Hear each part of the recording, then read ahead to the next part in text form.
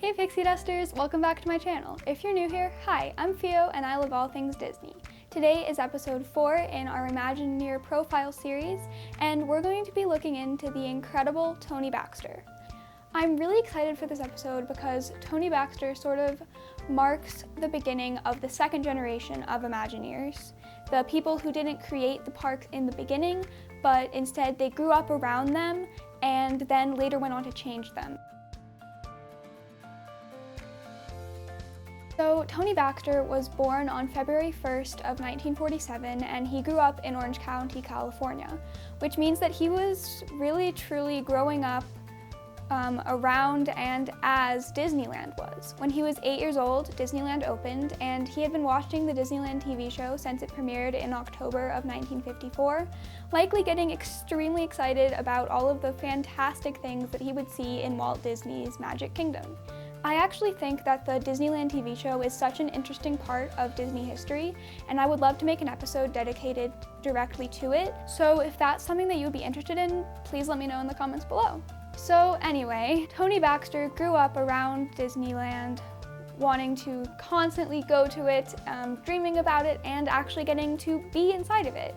But in 1965, he began working for the Disney Company for the first time, scooping ice cream in the Carnation Cafe on Main Street, USA.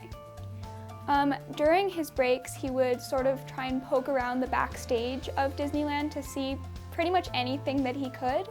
And one day, when he was trying to get a sneak peek of what the new Pirates of the Caribbean attraction would look like, because remember this was 1965, so it wasn't open yet, he bumped into one of Walt's 9 old men and one of the most famous Imagineers and animators of all time, Claude Coates. Claude gave him a backstage tour of the Pirates of the Caribbean attraction, and neither of them knew it at the time, but that was the first of many occasions when Claude would act sort of as a mentor for Tony Baxter in Imagineering.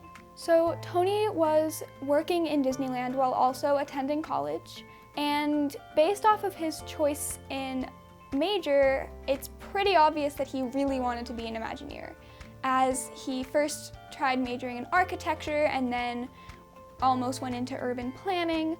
But once one of his college professors saw a Mary Poppins themed attraction diagram that he was working on, that had guests riding through the British countryside and riding through London on horses in a ride system that was similar to the Carousel of Progress, the professor told him that he really should major in art. So Tony Baxter did major in art, and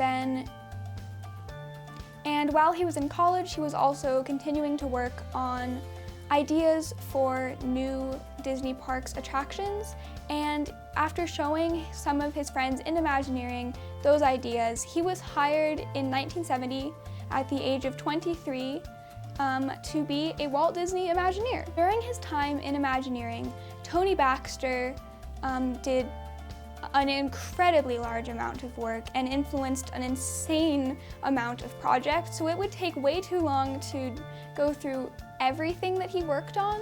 So I'm just going to be going through 5 of the most well-known and influential things that he had a role in the parks. Number 1 is Big Thunder Mountain Railroad. Everyone knows and loves the iconic Wildest Ride in the Wilderness. I think it is the best roller coaster on this planet, and I thought that his role in this was actually super interesting because in creating the backstory for this attraction, he actually used ideas and storylines from old discarded ideas that other Imagineers had had in the past, and I think that's so awesome, and it really shows that he was very dedicated to preserving Disney history. Pretty much every Imagineer from his point on had grown up loving the Disney parks, and it really shows in his work especially just how big of a Disney fan he was and how much it mattered to him that Disney history was preserved and continued through these new innovative attractions. Number 2 is the Land and Imagination Pavilions at Epcot. So I'm not super familiar with the entire history of Epcot, and I don't know a lot about Walt Disney World as a whole, but I'm pretty sure that everyone has heard of Figment, the purple dragon that leads you through the Journey Through Imagination attraction. Over the years, he has become one of the most beloved Disney characters, and it's incredible to me that he got his start in an attraction, and the person who started him, as well as Dreamfinder from the same attraction, was in fact Tony Baxter. Number 3 is Splash Mountain. Designed to create more flow through the rather unpopular Critter Country section of the park, Splash Mountain is now one of the most iconic Disney attractions of all time, and it was Tony Baxter's idea for a log flume ride with a very large drop at the end that inspired this attraction. Number 4 is New Fantasyland. So in 1983, we finally got the Fantasyland that we know and love to this day. Up until that point, Fantasyland had looked more like a Renaissance fair, simply because there was not enough money in the beginning of the park to build the amazing little village that Fantasyland is today.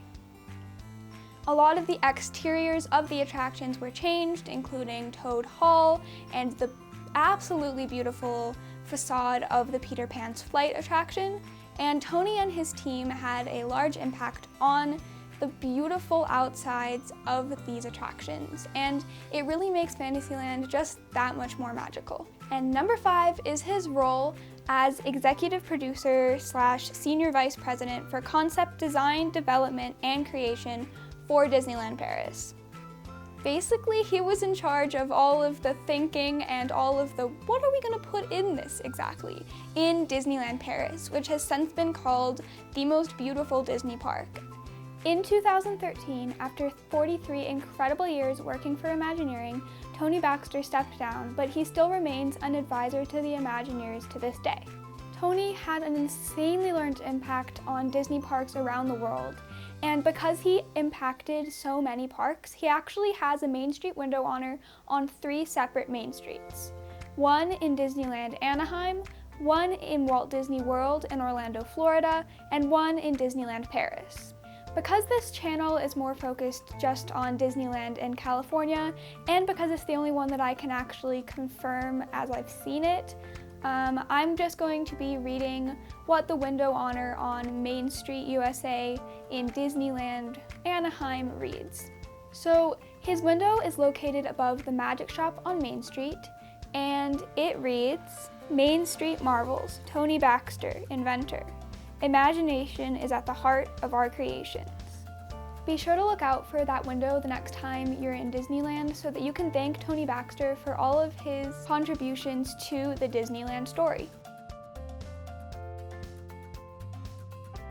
So today's Pixie Dust is actually going to be going off of the quote in his window on Main Street. So imagination is at the heart of our creations is so true and definitely goes along with the values of Imagineering. And so I thought that I would challenge all of you to take just 5 minutes to try to imagine something new.